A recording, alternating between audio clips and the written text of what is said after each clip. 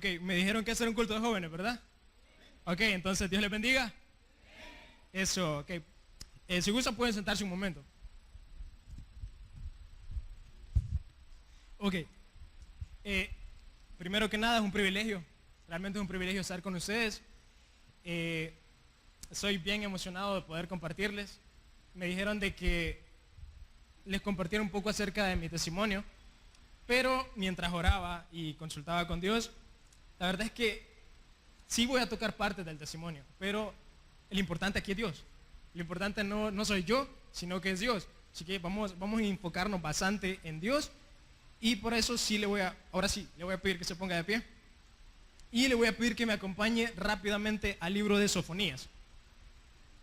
Sofonías. Cuando tenga Sofonías me va a ayudar en el capítulo 3.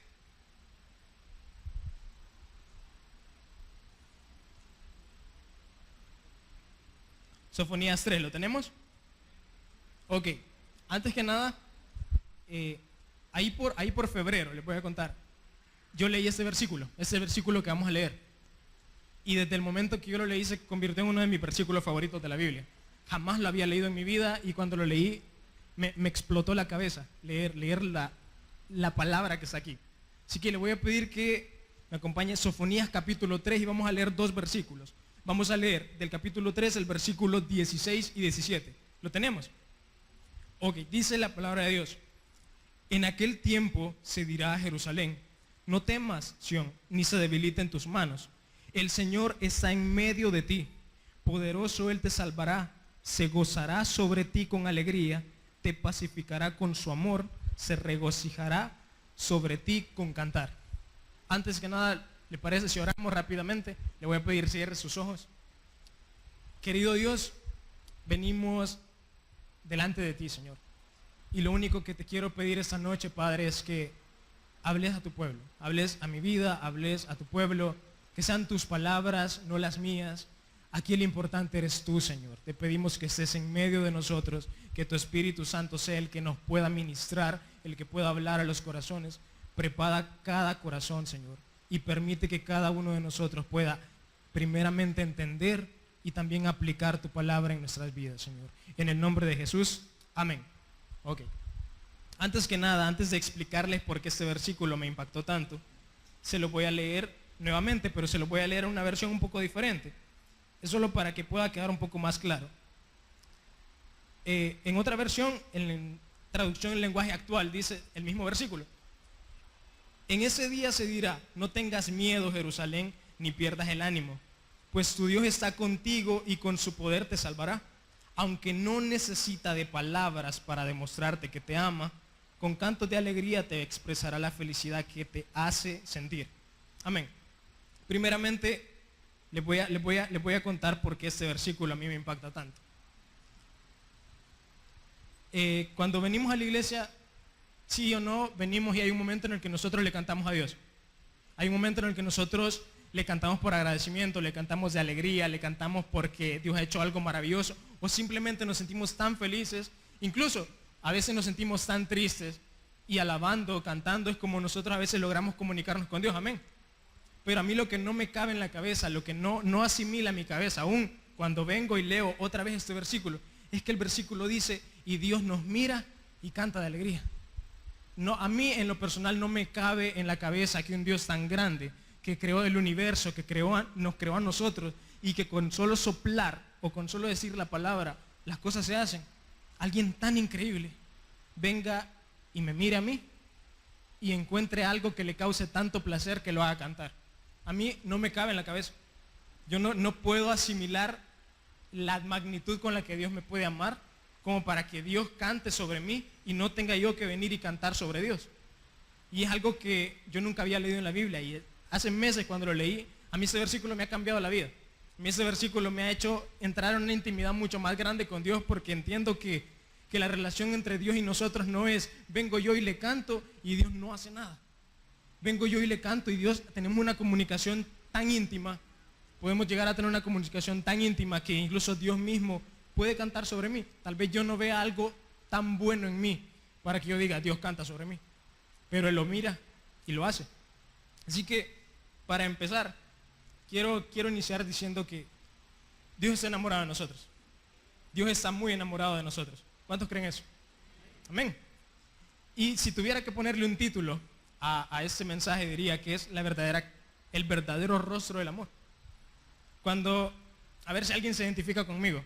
Cuando yo estaba pequeño, muchas veces, ya sea mi abuela o mi mamá, yo creo que a todos de niños nos han dicho: si vos te portas mal, Dios te va a castigar. Si vos te portas mal, Dios te va a castigar.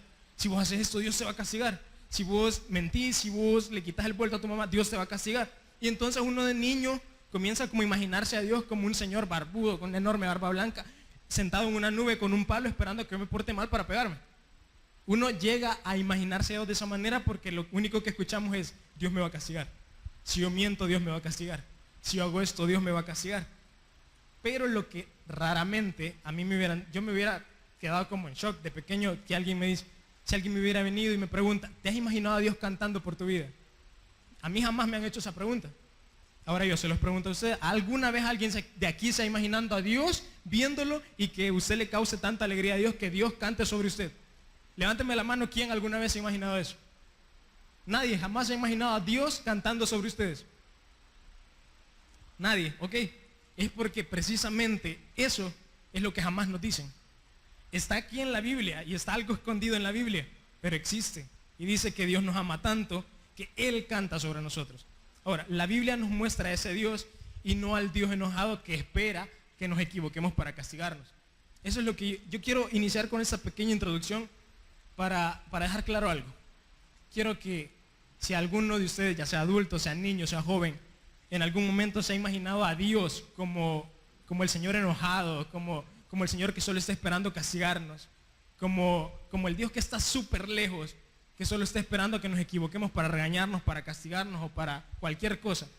Quiero que por un momento nos quitemos esa imagen de la mente y que nos vayamos a adentrar a algo más profundo que eso, a un Dios mucho más profundo que eso. Así que la Biblia nos muestra ese Dios. Aquí es donde voy a tomarme un pequeño tiempo nada más para hablarles sobre mí, mejor dicho, sobre lo que Dios ha hecho en mi vida. Porque de mí estoy seguro, no quieren saber nada, pero de Dios sí. Así que, bueno, como lo decía el pastor, mi nombre es Giovanni Lobo, tengo 24 años. Y gracias a Dios estoy a punto, si Dios lo quiere, de graduarme de teología. Y si algo que a mí me admira un montón es que hace 8 años, si nos retrocediéramos 8 años, yo jamás me hubiese imaginado poder estar parado acá, parado en cualquier lugar hablando sobre Dios. Y es aquí donde quiero como ahondar un poquito. No, solo quiero tocar algunos puntos, los importantes. Voy a resumirles un montón esto. Primeramente les voy a contar. Hace 8 años yo no tenía ni la más mínima idea de que Dios tenía un propósito para mi vida. Hace 8 años yo crecí en un hogar cristiano. Mi mamá fue uno de los pilares más grandes de mi vida cuando yo estaba pequeño porque ella fue mi primera pastora. Yo ni siquiera, no me gustaba ir a la iglesia, iba a regañadientes porque ni modo, pues tenía que ir a la iglesia.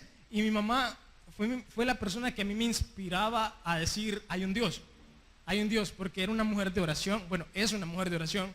Ella salía a predicar, ella no es pastora, pero tenía tantas ganas de salir a servir. Pero había un pequeño problema en mí. Yo cuando estaba muy pequeño, mi papá no estuvo conmigo, nos abandonó. Cuando mi papá se fue, por ende comenzaron a haber un montón de problemas económicos. Y a pesar de que yo estaba bien pequeño, yo me fijaba. Yo me fijaba en todo eso, yo me fijaba en cuán difícil era para mi mamá todo eso. Incluso yo la veía mal. Y yo comencé a generar cierto resentimiento con mi papá. Comencé a hacerme preguntas de ¿por qué nosotros? ¿Por qué tenía que dejarnos a nosotros? Yo estaba muy pequeño. Pero fui creciendo y a medida iba creciendo las dificultades eran mucho peor. Porque a veces no había para pagar el colegio. Y yo como que me iba guardando todo eso. Y todo lo malo que a mí me golpeaba, todo lo malo que a mí me llegaba, yo lo culpaba a mi papá y lo generaba como un resentimiento hacia mi papá. Llegó al punto, como les digo, se lo voy a resumir, no quiero tocar muchos puntos. Llegué a un punto en el que yo, ya en mi adolescencia, alrededor de los 13 años, yo comencé como a refugiarme, a alejarme de muchas personas. Yo en el colegio no hablaba con casi nadie, no me llevaba con casi nadie porque yo me sentía como una carga. Yo me sentía una carga para mi familia, yo me sentía como alguien un error, como si Dios se había equivocado. Este Dios del que les acabo de decir que es maravilloso y canta sobre nosotros, hace mucho tiempo yo decía, ese Dios se equivocó. Ese Dios se equivocó porque me trajo aquí y yo no necesitaba estar aquí. Pero veía a mi mamá. Veía a mi mamá tan entregada, tan orando, predicando, y yo me preguntaba, entonces, Dios, ¿dónde está? Dios, ¿dónde está? En todo eso comencé a refugiarme mucho en la música. Comencé a escuchar rock, comencé a refugiarme tanto en la música, y esa música lo único que hacía era generar como más resentimiento hacia mi papá. Llegué a un punto en el que yo tenía tanto odio acá hacia él, que yo necesitaba expresarlo y sacarlo con algo. Y a la vez yo veía toda mi familia tan disfuncional, mi familia se estaba despedazando cada día más, y yo por dentro me estaba despedazando cada día más.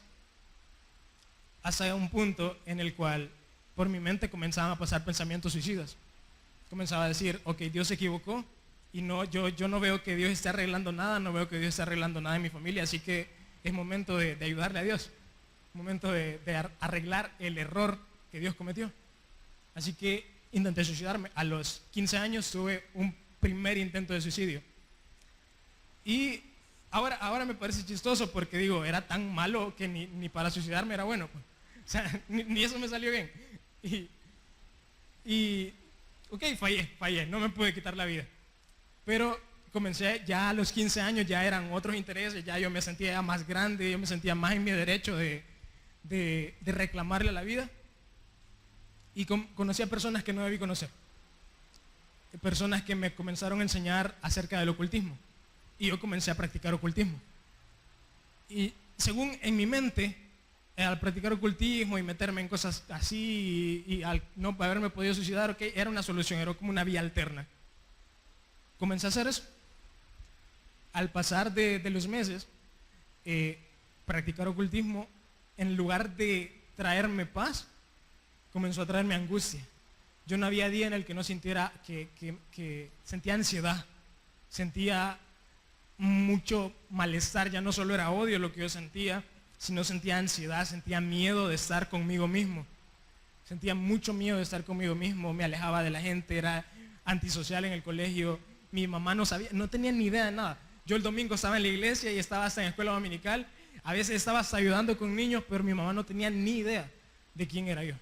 Mi mamá no tenía ni idea de quién era yo lunes, martes, miércoles, jueves y viernes en el colegio o mientras no estaba. Ella no se imaginaba, para ella yo era un niño de iglesia, yo estaba en la iglesia y yo quería continuar sirviendo en la iglesia, pero no era cierto, no era cierto. A todo eso les digo, me bauticé en la iglesia, estuve mucho tiempo en la iglesia, pero no había un verdadero cambio en mí. Y llegué a bachillerato, comencé a asistir a un liceo cristiano. En ese liceo cristiano es donde yo por primera vez tengo un encuentro con Dios. Yo comencé como a interesarme. En el liceo cristiano yo conocí un mundo totalmente diferente del cual yo me movía. De mi grado prácticamente todos eran del ministerio de alabanza, de evangelismo, y pues ni modo, yo ya quería amigos, así que yo andaba atrás de ellos. O sea, todos ellos sirviendo, pero yo andaba ahí de metido. Y ellos tenían una pequeña reunión como de célula, usaban un salón de clases como célula. Y yo comencé a asistir. Y yo tenía tantas dudas acerca de Dios. Yo veía como todos en serio lloraban, se tiraban al suelo, había tantas emociones ahí, y yo sentado viéndolo. Y en mi mente hablando con Dios como, ¿y cómo funciona esto? ¿Cómo funciona? O sea, ¿cómo yo logro estar así llorando? ¿Cómo yo logro estar como ellos, cantando? No tenía ni idea de cómo funcionaba. Y un día, de la nada, totalmente de la nada, yo no les voy a decir, un día yo empecé a llorar y no, estaba de la misma manera, sentado viéndolos cómo ellos estaban, y alguien que nunca en mi vida había entablado una conversación con él, no lo conocía, él no sabía nada de mí, llega y solo pone su mano en mi hombro y empezó a orar. Yo entendí que tenía que cerrar mis ojos. Empieza a orar por mí. Y mientras ora por mí, lo único que yo recuerdo de esa oración, yo no recuerdo nada, ni siquiera recuerdo bien la cara de la persona, solo recuerdo las palabras. Y las palabras que me dijo decían, te has quejado tanto tiempo y no te das cuenta que todas las veces que has estado solo es precisamente porque yo te quise adoptar. No has estado solo, no sos un huérfano. Yo personalmente me quería hacer cargo de vos como padre. Sos mi hijo.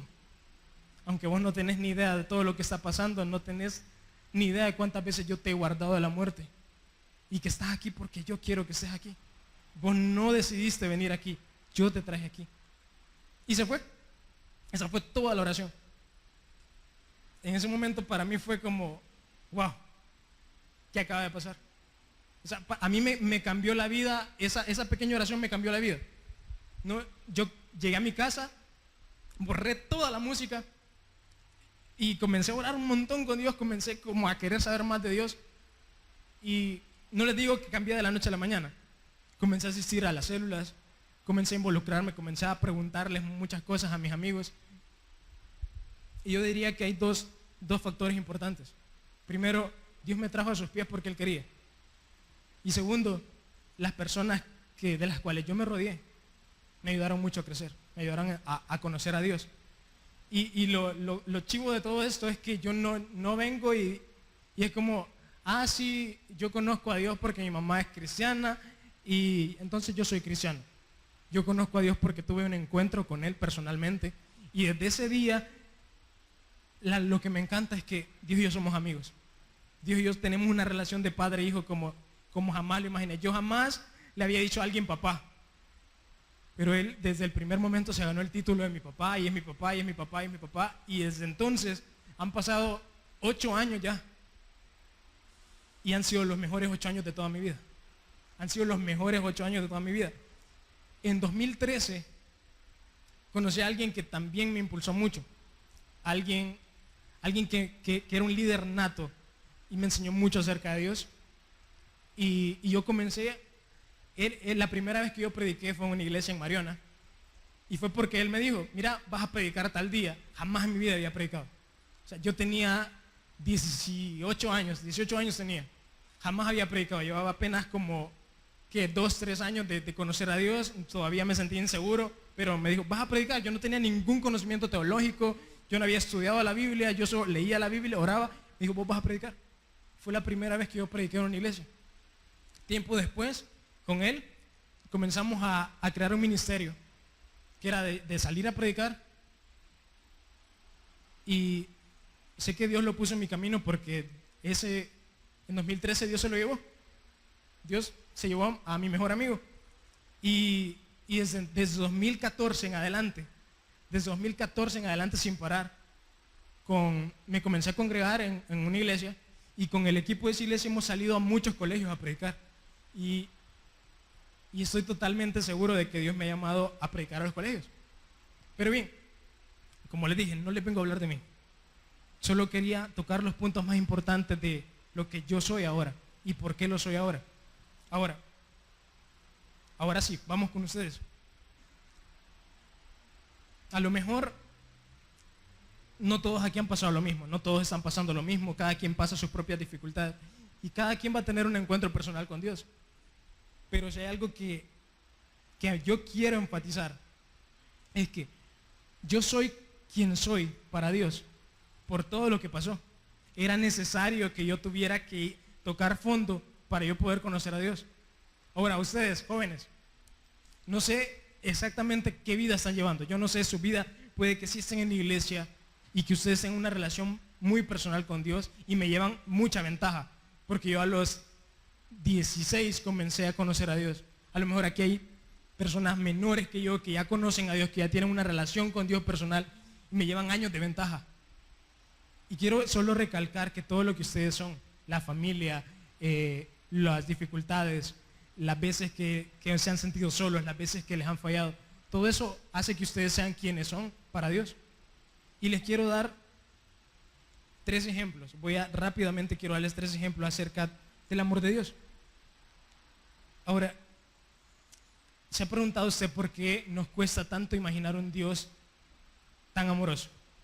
Siempre que ya seamos adultos, seamos jóvenes, siempre que hacemos algo malo, lo primero que preguntamos es, no, le fallé a Dios.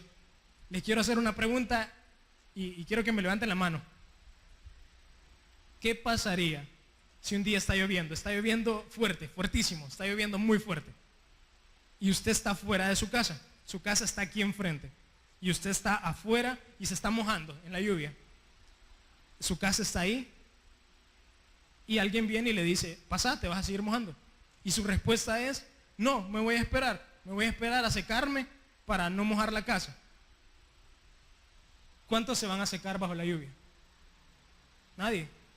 Y nosotros solemos hacer, es una respuesta bien absurda, decir, no, voy a esperar a secarme bajo la lluvia para entrar a la casa y no mojarla.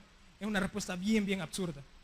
Es la misma respuesta que hacemos cuando alguien nos dice que tenemos que acercarnos a Dios y decimos, no, primero voy a arreglar mi vida. Primero voy a limpiarme un poquito porque yo no soy lo suficientemente limpio para acercarme a Dios. ¿Quién se va a limpiar en un mundo sucio? No hay nadie que pueda limpiarse en un mundo sucio. El único que puede limpiarnos es Jesús. El único que puede limpiarnos es Jesús. Y nadie, por bueno que sea, se puede limpiar en un mundo que ya está sucio. Así que les quiero dar unos pequeños ejemplos del amor de Dios, de la verdadera cara del amor de Dios, para que nunca volvamos a decir, yo no puedo acercarme a Dios porque yo soy demasiado sucio. Lo primero, yo de pequeño, como yo era bien cercano a mi mamá, no había el mejor lugar del mundo, el lugar más seguro para mí, porque yo era un niño bien miedoso. A lo mejor es porque no estaba mi papá, yo era muy inseguro. Y yo era bien miedoso, a mí me daba miedo la oscuridad, a mí me daba miedo las tormentas, y me daba miedo los temblores, todo me daba miedo como a los 5 años. Pero no había lugar en el mundo más seguro para mí que cuando mi mamá en la noche estaba acostada en su cama, poder llegar yo y acostarme en su brazo y poder dormir ahí. Para mí era el lugar más seguro del mundo. O sea, no importaba si llovía, si temblaba, si estaba oscuro, yo sabía que mi mamá ahí estaba. Y para mí era el lugar más seguro del mundo. Sucede lo mismo con Dios. El Espíritu Santo es quien nos abraza, nos consuela, y cuando el Espíritu Santo nos permite acercarnos hacia Dios, no hay lugar más seguro en el mundo. Y eso no me lo han contado, yo lo descubrí. Alguien que tendría que estar muerto, porque yo tendría que haberme suicidado ese día. Pero Dios no quería que yo me suicidara ese día. Dios sabía que había un propósito, años que yo nunca imaginaba. Yo era malo hasta para exponer en el colegio. ¿Cómo iba yo a asimilar si alguien llegaba y me decía, en 8 años, no, en menos, en 4 años vas a estar frente a jóvenes y vas a estar hablando de lo que Dios ha hecho en tu vida? Yo ni siquiera podía exponer en un salón de clase. O sea, ¿yo cómo iba a imaginar eso? Ahora, con ese amor es que Dios nos ama todos los días. Nosotros estamos bien acostumbrados a que, de acuerdo a cómo nos sentimos nosotros, es como imaginamos a Dios. Si yo me siento mal, yo imagino a un Dios que no se siente bien. Si yo estoy muy enojado conmigo mismo, imagino a un Dios que está muy enojado conmigo. Dios nos ama todos los días. Dios nos ama los domingos y Dios nos ama con la cara de lunes que tenemos a veces. Dios nos ama los viernes, Dios nos ama todos los días. El amor de Dios también es como el padre que espera que su hijo llegue a su casa.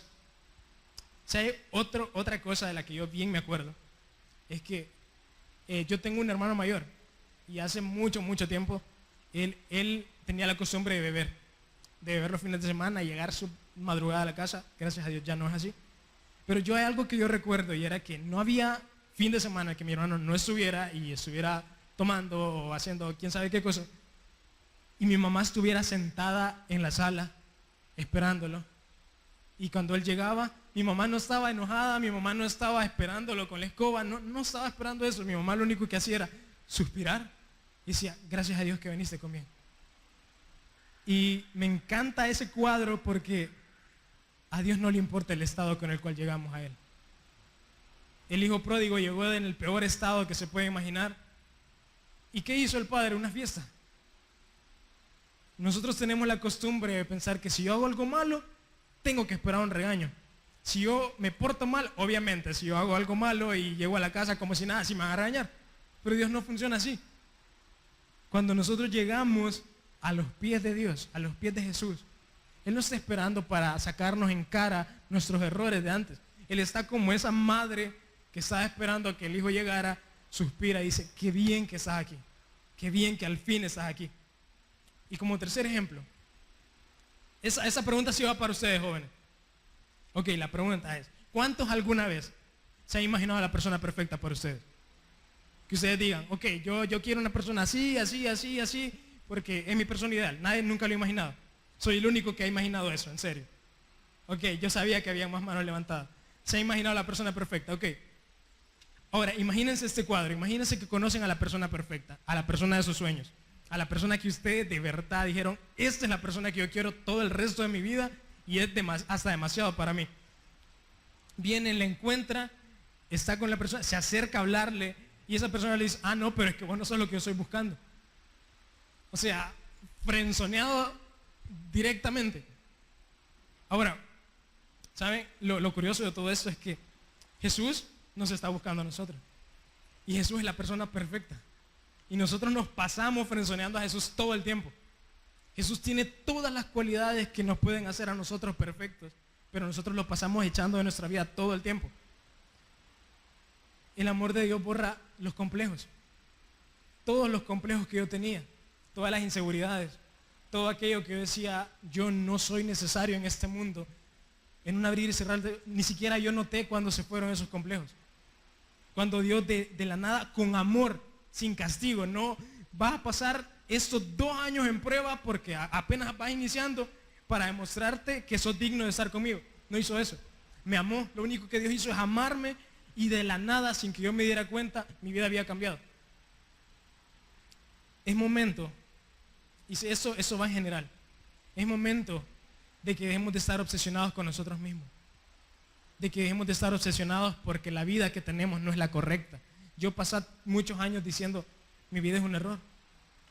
Debemos dejar de estar tan obsesionados con nosotros y comenzar a saber que Dios sí está obsesionado, está enamoradísimo de nosotros. Pero cuando nosotros nos desligamos de nosotros mismos, Dios tiene toda la libertad para cambiar nuestra vida. No reflejar el amor de Dios es la forma de avergonzarse de la única persona que realmente nos ama. Negar a Dios, alejarnos de Dios, es rechazar a la única persona que realmente nos ama por quienes somos. Porque usted puede estar casado, puedes tener novio si querés, pero hay algo, aunque sea un defecto que siempre va a estar ahí. O sea, vos no sos perfecto. Y ya sea que cuando te cases, tu esposo o tu esposo se va a dar cuenta de que no sos perfecto, pero Dios sabe que no sos perfecto y aún así no te encuentra defecto. Dios sabe que no sos perfecto y aún así no te encuentra defecto. Alguien dijo que no es necesario que nosotros seamos populares para ser felices. Lo único que necesitamos es tener a alguien que nos ame de verdad. Yo no necesito caerle bien a todo el mundo. Solo necesito caerle bien a la persona correcta. Que la persona correcta me ame y esa persona es Jesús. Ahora, si alguna vez pensaste como yo, que a lo mejor Dios no está contento por quien sos, porque a lo mejor sos bien mentiroso, porque a lo mejor va arrastrado en tus notas, porque a lo mejor tu familia no es la correcta, y pensás, Dios me mira de menos, Dios no se interesa por mí. Te lo dice alguien que debería estar muerto, la persona más insegura y más miedosa hace 8 años. Hoy te puedes decir con toda la certeza, Dios te ama. Y si nos remontamos al primer versículo, Dios te ama tanto, tanto, que hacían que te das todo comido de las cucas. En serio, te mira tan bien que canta, que le causas tanto placer a Dios, que canta por vos, que canta. Y causarle placer a Dios es algo que jamás yo había imaginado. Causarle placer a Dios era algo que ni siquiera estaba en mis listas de cosas que hacer por mi vida. Ahora, les voy a pedir, para ir terminando, solo les quiero pedir que se pongan de pie. Pónganse de pie.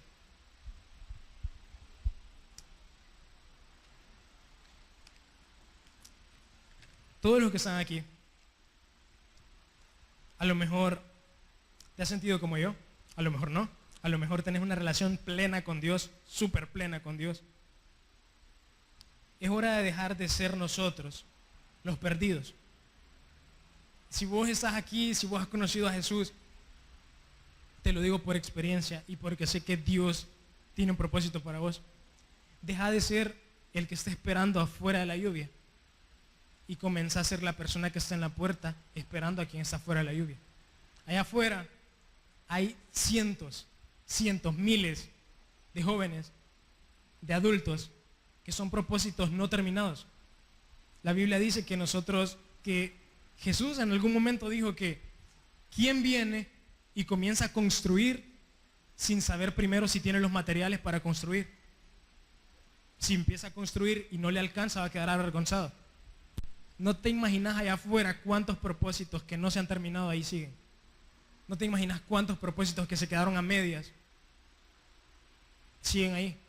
Y si vos aún no consideras que lo has alcanzado, yo no lo he alcanzado. Yo estoy en proceso. Y estoy seguro que Dios también está en proceso con ustedes.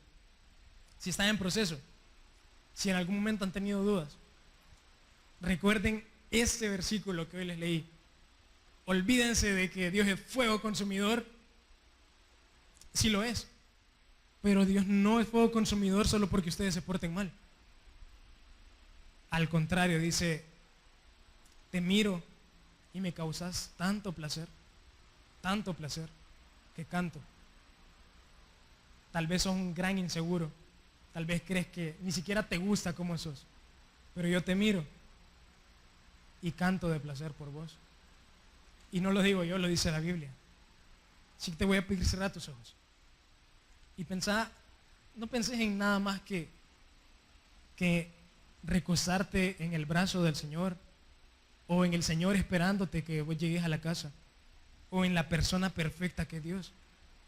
El predicador ha terminado su mensaje.